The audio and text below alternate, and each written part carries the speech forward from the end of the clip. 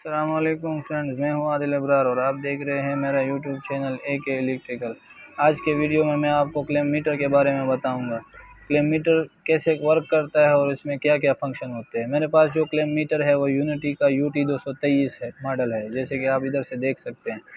तो इसमें अगर हम वोल्टेज या रेजिस्टेंस या डायोड या फ्रीक्वेंसी नापते हैं तो इसमें उसके लिए हमारे पास दो लीड्स है। उस लीड की मदद से हम इस से नाप सकते हैं, जो कि आपके सामने है। इसमें दो लीड्स लगेंगे। पहला वाला लीड ये कॉमन में, ये जो ब्लैक वायर है ये कॉमन में लगेगा, और ये जो दूसरा वायर है रेड वाला वो दूसरे में लग जाएगा। सही है। तो अभी हम अगर इससे वोल्टेज नापेंगे या कुछ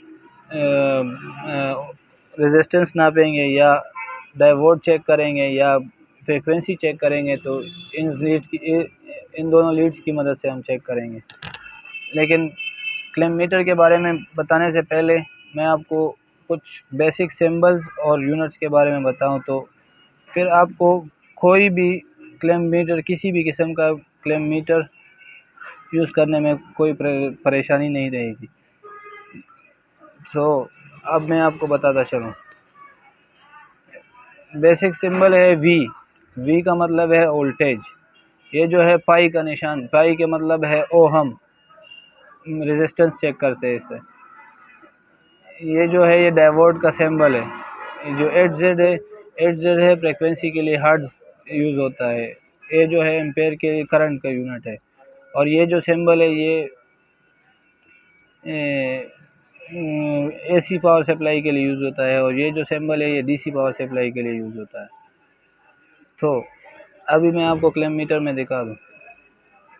क्लेम मीटर हमारे पास 3 हिस्सों में होता है। एक में ये जो लीड्स लगे होते हैं, दूसरे नंबर पर स्क्रीन होता है, तीसरे नंबर पर ये सेलेक्टर स्विच होता है। तो अगर मेरे पास जो क्लेम मीटर है इसमें AC और DC दोनों का ऑप्शन है। अगर हमने वोल्टेज नापना है तो हमने V पे सेलेक्ट करना है। अगर रेजिस्टेंस चेक करना है तो ओहम पे सेट करना है। अगर ये इस पे हम कनेक्टिविटी भी चेक कर सकते हैं और डायोड भी चेक कर सकते हैं। ये जो है हमारे पास हर्ट्ज है। हर्ट्ज के अगर फ्रीक्वेंसी हमने चेक करना है तो हमने हर्ट्ज पे सेलेक्ट करना है। फिर हमारे पास आता है एम्पेयर, जो कि 40 एम्पेयर से अगर कोई करंट कम होगा तो इस पे हम सेलेक्ट करेंगे। अगर 40 एम्पेयर से ज़्यादा होगा तो फिर हम 400 एम्पेयर से कम होगा, और 40 एम्पेयर से ज़्यादा होगा तो फिर हम इस पे सेलेक्ट करेंगे। और इसका जो क्लैंप वाला हिस्सा है इसको भी मैं आपको बताऊंगा कि ये करंट नापने के लिए यूज़ होता है। सही है।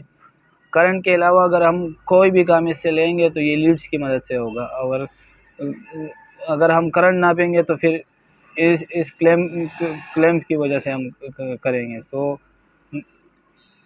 अभी मैं आपको चेक करके दिखाऊंगा कि इससे हम AC करंट कैसे नापते हैं।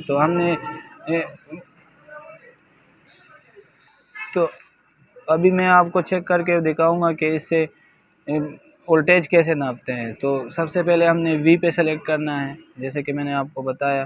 तो मेरे पास जो क्लेम मीटर है, मैंने पहले आपको बताया कि मेरे पास AC DC है, तो इसमें DC लिखा हुआ है। ये जो सेलेक्ट का बटन है, हम इसको प्रेस करेंगे तो इससे ये AC पे चला जाएगा। अगर इस पर DC सेलेक्ट है और आप AC में इंसर्ट करेंगे तो हो सकता है आपका मीटर डैमेज हो जाए। तो इस बात का बहुत ध्यान रखना है। आपने पहले AC पे सेलेक्ट करना है। अभी मैंने AC पे कर दिया है। अभी मैं इन दोनों लीड्स को सॉकेट में इंसर्ट कर रहा हूँ। देखें, जैसे ही मैं सॉकेट में इंसर्ट करूँगा तो आपको ये वोल्टेज बता देगा। ये मेरे पास आ रहा है 227 वोल्टेज।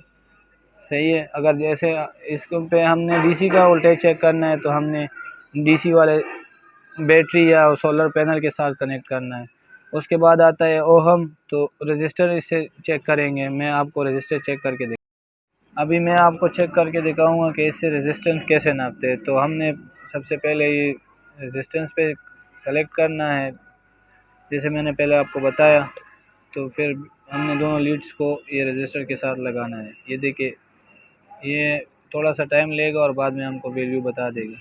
ये 122.6 बता रहा है। ये हमारे पास रेजिस्टेंस की वैल्यू आ गई है इसकी। अब मैं आपको डायोड चेक करके दिखाऊंगा तो डायोड चेक करने के लिए हमें फॉरवर्ड और रिवर्स बाइस का पता होना चाहिए। फॉरवर्ड बाइस में अगर हम इसको चेक करेंगे तो ये हमें रीडिंग देगा, जैसे कि मैं चेक कर रहा हूँ, ये देखिए अभी इसके ऊपर रीडिंग आएगी। अगर मैं इसको उल्टा करके रिवर्स बाइस में लगाऊंगा तो ये मुझे रीडिंग नहीं देगा, जैसे कि आप देख सकते हैं ये 0 है देखिए। तो अभी मैं आपको करंट चेक करके दिखाऊंगा। करंट के लिए मेरे पास एक 200 वाट बल्ब है, ये जैसे आप देख रहे हैं इसके 2 वायर है।